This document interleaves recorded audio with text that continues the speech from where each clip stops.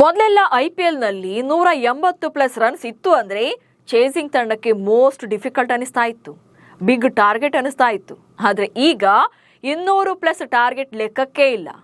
200 ಬಿಡಿ, 250 ಕೊಟ್ಟರೂ ಚೇಸ್ ಮಾಡ್ತಾರೆ. ಹಾಗಾದ್ರೆ ಇದನ್ನ ಬ್ಯಾಟರ್ಗಳ ಆರ್ಭಟ ಅನ್ಬೇಕಾ, ಅಥವಾ ಬೌಲರ್ಗಳ ಫೇಲ್ಯೂರ್ ಅನ್ಬೇಕಾ, ಅಥವಾ ಫ್ಲಾಟ್ ಪಿಚ್ಗಳ ಎಫೆಕ್ಟ್ ಅನ್ಬೇಕಾ?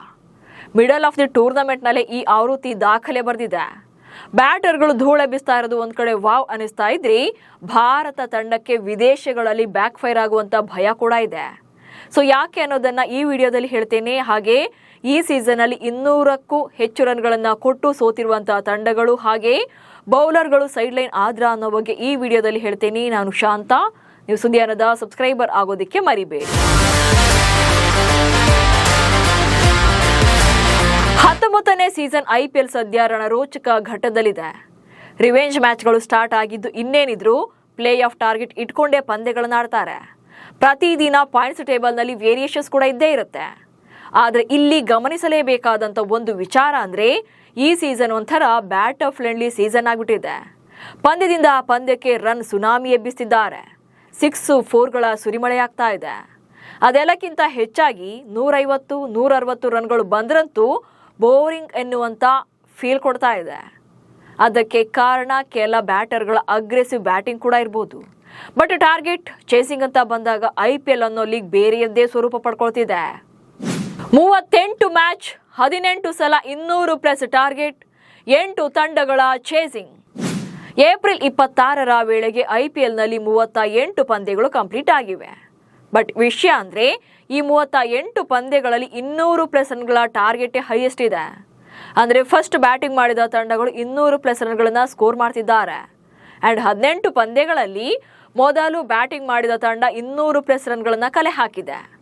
ಅದಕ್ಕಿಂತಲೂ ಇಂಟ್ರೆಸ್ಟಿಂಗ್ ವಿಚಾರ ಅಂದರೆ 8 ತಂಡಗಳು ಅದನ್ನು ಯಶಸ್ವಿಯಾಗಿ ಚೇಸ್ ಕೂಡ ಮಾಡಿದ್ದಾರೆ.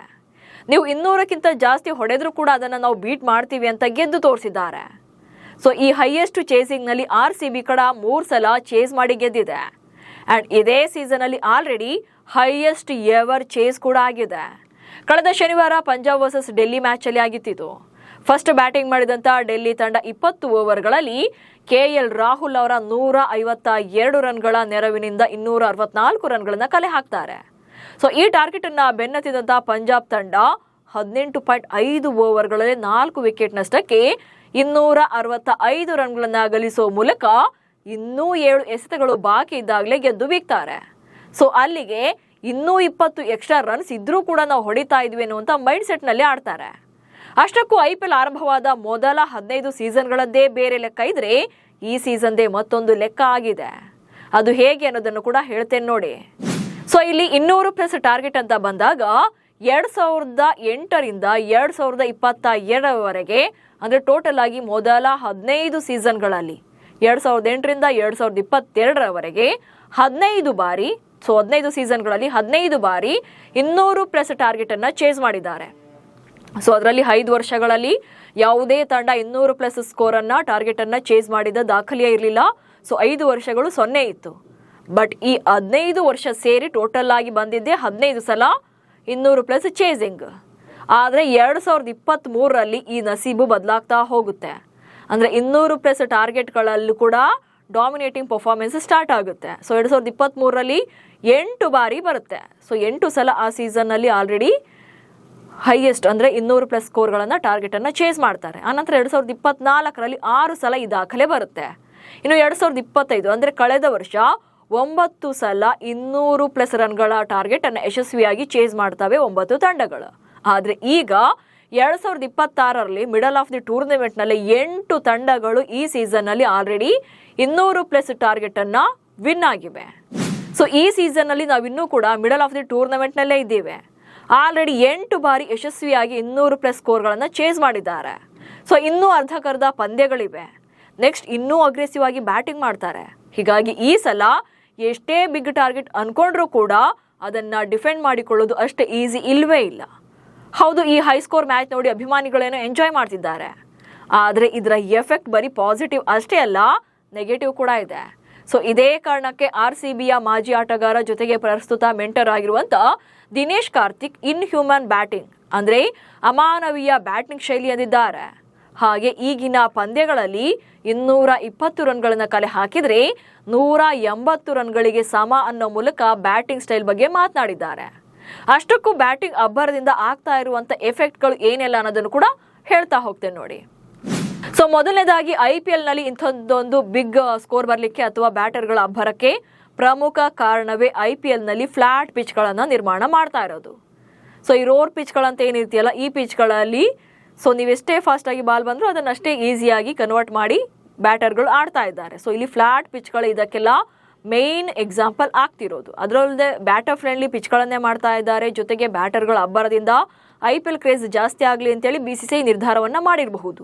ಆದರೆ ಬೌಲರ್ಗಳು ಇಲ್ಲಿ ಮಂಕ್ ಆಗ್ತಾ ಇರೋದನ್ನು ಕೂಡ ಇಲ್ಲಿ ಗಮನಿಸಬೇಕಾಗುತ್ತೆ.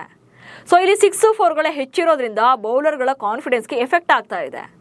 ಸೊ ಪ್ರತಿ ಓವರ್ ಹಾಗೆ ಪ್ರತಿ ಬ್ಯಾಟರ್ ಬಂದಾಗಲೂ ಕೂಡ 6-4ಗಳಲ್ಲಿ ಆದಷ್ಟು ಡೀಲ್ ಮಾಡೋಕೆ ಟ್ರೈ ಮಾಡ್ತಾರೆ. ಅಂಡ್ ಯಾವುದೇ ಹೊಸ ಬೌಲರ್ ಬಂದಲೂ ಕೂಡ ಫಸ್ಟ್ ಬಾಲ್ನೇ ಬೌಂಡ್ರಿ ಅಥವಾ ಸಿಕ್ಸರ್ಗೆ ಅಟ್ಟೋದ್ರಿಂದ ಬರುವಂಥ ಬೌಲರ್ಗಳ ಕಾನ್ಫಿಡೆನ್ಸ್ ತೀರಾ ಕಡಿಮೆ ಆಗ್ತಿದೆ. ಜೊತೆಗೆ ನೆಕ್ಸ್ಟ್ ಅವರು ಅದು ವೈಡ್ ಹಾಕ್ಬೋದು ಅಥವಾ ನೋ ಬಾಲ್ ಹಾಕ್ಬೋದು ಅಥವಾ ಪ್ರೆಷರ್ ಅವರಿಗೆ ಆಟೋಮೆಟಿಕಲಿ ಜನರೇಟ್ ಆಗಿ ಕ್ರಿಯೇಟ್ ಆಗ್ತಾ ಇದೆ. ಸೊ ಇದನ್ನು ಕೂಡ ಇಲ್ಲಿ ಗಮನಿಸಬೇಕಾಗುತ್ತೆ. ಸೊ ಇಲ್ಲಿ ಬ್ಯಾಟರ್ಗಳ ಮುಂದೆ ಎಂಥ ಏನು ವರ್ಲ್ಡ್ ಕ್ಲಾಸ್ ಬೌಲರ್ ಅಂತೀವಲ್ಲ, ಸೊ ಅವರು ಕೂಡ ಇಲ್ಲಿ ಸ್ವಲ್ಪ ಸ್ಟ್ರಗಲ್ ಪಡುವಂತಾಗಿದೆ. ಆ್ಯಂಡ್ ಇಲ್ಲಿ ಬ್ಯಾಟರ್ಗಳ ಆರ್ಭಟದ ಮುಂದೆ ಬೌಲರ್ಗಳ ಪಾತ್ರ ಮರೆಯಾಗುತ್ತೆ. ಎಸ್, ಈಗ ಡೆತ್ ಓವರ್ ಅಂತ ಬಂದಾಗ ಅಲ್ಲಿ ಬೌಲರ್ಗಳದ್ದೇ ಮೇನ್ ಕ್ರೂಷಿಯಲ್ ಗೇಮ್ ಚೇಂಜರ್ ಆಗೋದು ಅವರೇ. ಆದರೆ ಇಲ್ಲಿ ಬ್ಯಾಟರ್ಗಳು ಡೆತ್ ಓವರ್ಗಳಲ್ಲಿ ಆರ್ಭಟ ಮಾಡ್ತಾ ಇರೋದ್ರಿಂದ ಎಂಥ ಬೌಲರ್ ಸ್ಟಾರ್ ಬೌಲರ್ ಆಗಿದ್ರೂ ಕೂಡ ಅವರ ಇನ್ನು ಸ್ಟಾರ್ಡಮ್ ಕಡಿಮೆ ಆಗುತ್ತೆ. ಆ ರೇಂಜ್ಗೆ ಬ್ಯಾಟರ್ಗಳು ಪರ್ಫಾರ್ಮ್ ಮಾಡ್ತಾರೆ. ಇನ್ನು ಬ್ಯಾಟಿಂಗ್ ಬೌಲಿಂಗ್ ಈಕ್ವಲ್ ಇದ್ದಾಗ ಮಾತ್ರ ಕ್ರಿಕೆಟನ್ನು ನೋಡೋಕೆ ಚಂದ. ಎಸ್, ಇಲ್ಲಿ ಬ್ಯಾಟಿಂಗ್ ಮಾತ್ರ ಆರ್ಭಟ ಇದ್ದು ಬೌಲಿಂಗ್ ವೀಕ್ ಅನ್ನಿಸಿದಾಗ ಅಲ್ಲಿ ಏನಾಗುತ್ತೆ, ಬ್ಯಾಟರ್ಗಳ ಕಡೆಗೆ ಜಾಸ್ತಿ ಫೋಕಸ್ ಮಾಡ್ತಾರೆ. ಸೊ ಎಂಥದ್ದೇ ಬೌಲರ್ ಬಂದರೂ ಕೂಡ ಅವ್ರು ಬೇಡ, ತುಂಬ ಎಕ್ಸ್ಪೆನ್ಸಿವ್, ದುಬಾರಿ ಅನ್ನೋ ರೀತಿಯಲ್ಲಿ ಬೌಲರ್ಗಳ ಸ್ವಲ್ಪ ಏನು ಸ್ಟಾರ್ ಅಥವಾ ವ್ಯಾಲ್ಯೂ ಅನ್ನೋದು ಸ್ವಲ್ಪ ಕಡಿಮೆ ಆಗಬಹುದು. ಸೊ ಇಲ್ಲಿ ಈಕ್ವಲ್ ಇರಬೇಕು, ಬ್ಯಾಟಿಂಗ್ ಆಗಲಿ ಅಥವಾ ಬೌಲಿಂಗ್ ಆಗಲಿ. ಸೊ ಬಟ್ ಇಲ್ಲಿ ಕಾಣಿಸ್ತಾ ಇರೋದೇನಿದ್ರು ಬ್ಯಾಟಿಂಗ್ ಅಬ್ಬರ ಮಾತ್ರ. ಇನ್ನು ಇಂಪ್ಯಾಕ್ಟ್ ಪ್ಲೇಯರ್ ನಿಯಮದಿಂದ ಬ್ಯಾಟರ್ಗಳ ಸಂಖ್ಯೆ ಕೂಡ ಜಾಸ್ತಿ ಆಗುತ್ತೆ. ಎಸ್, ಇಲ್ಲಿ ನಂಬರ್ 8 ನಂಬರ್ 9ವರೆಗೂ ಕೂಡ ಬ್ಯಾಟರ್ಗಳೇ ಇರೋದ್ರಿಂದ 20 ಓವರ್ಗಳಂತ ಬಂದಾಗ ಆರಂಭದಿಂದಲೂ ಕೂಡ ಅಗ್ರೆಸಿವ್ ಬ್ಯಾಟಿಂಗ್ನಲ್ಲೇ ನೋಡೋಕೆ ಶುರು ಮಾಡ್ತಾರೆ. ಯಾಕಂದರೆ ಇಲ್ಲಿ ವರ್ಲ್ಡ್ ಕ್ಲಾಸ್ ಬ್ಯಾಟರ್ಗಳೆಲ್ಲ ಇರೋದ್ರಿಂದ ಸೊ ಸ್ಟಾರ್ಟಿಂಗ್ 3 ವಿಕೆಟ್ ಬಿತ್ತು ಅಂದ ತಕ್ಷಣ ಏನು ಬ್ಯಾಟರ್ಗಳ ಸಂಖ್ಯೆ ಕಡಿಮೆ ಆಗೋದಿಲ್ಲ. ನೆಕ್ಸ್ಟ್ ಬರುವಂಥ ಬ್ಯಾಟರ್ಗಳು ಕೂಡ ಪವರ್ ಹಿಟ್ಟರ್ಗಳೇ ಆಗೋದ್ರಿಂದ ಪ್ರತಿಯೊಬ್ಬರು ಕೂಡ ಇಲ್ಲಿ ಅಗ್ರೆಸಿವೇ ಬ್ಯಾಟಿಂಗನ್ನು ಮಾಡೋಕೆ ನೋಡ್ತಾ ಇರ್ತಾರೆ. ಸೊ ಹಾಗಾಗಿ ಇಂಪ್ಯಾಕ್ಟ್ ಪ್ಲೇಯರ್ ನಿಯಮ ಕೂಡ ಇದಕ್ಕೆ ಒಂದು ಕಾರಣ ಇರಬಹುದು. ಆದರೆ ಈ ಎಲ್ಲ ಕಾರಣಗಳು ಎಲ್ಲಿ ಎಫೆಕ್ಟ್ ಆಗುತ್ತೆ ಅಂದರೆ ವಿದೇಶಿ ಪಿಚ್ಗಳಲ್ಲಿ ಬ್ಯಾಟಿಂಗ್ ಮಾಡುವಾಗ. ಎಸ್, ಇಲ್ಲಿ ಭಾರತದಲ್ಲೇನೋ ಸದ್ಯ IPL ಅದು ಇದು ಅಂದ್ಕೊಂಡು ಫ್ಲಾಟ್ ಪಿಚ್ಗಳನ್ನು ರೆಡಿ ಮಾಡಿರಬಹುದು. ಆದರೆ ವಿದೇಶಗಳಲ್ಲಿ ಪಂದ್ಯಗಳು ನಡೆದಾಗ ಇದು ಬ್ಯಾಕ್ ಫೈರ್ ಆಗುವಂಥ ಚಾನ್ಸಸ್ ಇರುತ್ತೆ. ಯಾಕಂತಂದರೆ ವಿದೇಶಗಳಲ್ಲಿ ಅಲ್ಲಿ ಏನಂತಂದರೆ ಬೌಲಿಂಗ್ ಫ್ರೆಂಡ್ಲಿ ಪಿಚ್ಗಳಿದ್ದಾಗ ಬ್ಯಾಟಿಂಗ್ ಫ್ರೆಂಡ್ಲಿ ಪಿಚ್ಗಳಲ್ಲಿ ಆಡಿ ರೂಢಿ ಆದವರಿಗೆ ಅಲ್ಲಿ ಸ್ವಲ್ಪ ಸ್ಟ್ರಗಲ್ ಆಗಬಹುದು. ಸೊ ಅಲ್ಲಿನ ಪಂದ್ಯಗಳಲ್ಲಿ ಎಫೆಕ್ಟ್ ಆಗಬಹುದು. ಇಲ್ಲಿ ಏನಂತಂದರೆ ಬಿಗ್ ಹಿಟ್ಗಳನ್ನೇ ಟ್ರೈ ಮಾಡೋದ್ರಿಂದ ಅಲ್ಲಿ ಅದು ಹೊಡೆತ ಕೊಡುವಂಥ ಅಥವಾ ಬ್ಯಾಕ್ ಫೈರ್ ಆಗುವಂಥ ಚಾನ್ಸಸ್ ಏನೋ ಇದೆ. ಸದ್ಯಕ್ಕೇನೋ 200+ ಸ್ಕೋರ್ ಬ್ಯಾಟರ್ಗಳ ಸೆಂಚುರಿ ಅಂತ ಎಂಜಾಯ್ ಮಾಡ್ತಿದ್ದೇವೆ, ಹೌದು. ಆದರೆ ಅದರಿಂದ ಮುಂದಿನ ದಿನಗಳಲ್ಲಿ ಎಫೆಕ್ಟ್ ಆಗೋದನ್ನು ಕೂಡ ಮರೆಯೋಕ್ಕಾಗಲ್ಲ. ಬೌಲರ್ಗಳ ಡಾಮಿನೇಷನ್ ಕೂಡ ಬೇಕಾಗುತ್ತೆ. ಈ ಸೀಸನ್ನಲ್ಲೂ ಕೂಡ 150, 160, 170+ ಟಾರ್ಗೆಟ್ ಕೊಟ್ಟು ಕೂಡ ಡಿಫೆಂಡ್ ಮಾಡ್ಕೊಡೋರು ಇದ್ದಾರೆ. ಹಾಗಂತ ಇಲ್ಲೇನು ಲೋ ಸ್ಕೋರ್ ಇದ್ದ ತಕ್ಷಣ ಅದನ್ನು ಡಿಫೆಂಡ್ ಮಾಡ್ಕೊಂಡಿಲ್ಲ ಅಂತ ಹೇಳ್ತಿಲ್ಲ. ಆದರೆ 200+ ಟಾರ್ಗೆಟ್ ಚೇಸಿಂಗ್ ಅನ್ನೋದು ಈಗ ನಾರ್ಮಲ್ ಆಗಿದೆ ಅನ್ನೋದಷ್ಟೇ ಇಲ್ಲಿರುವಂಥ ನಮ್ಮ ಕ್ಲಾರಿಫಿಕೇಶನ್. ನಮಸ್ಕಾರ.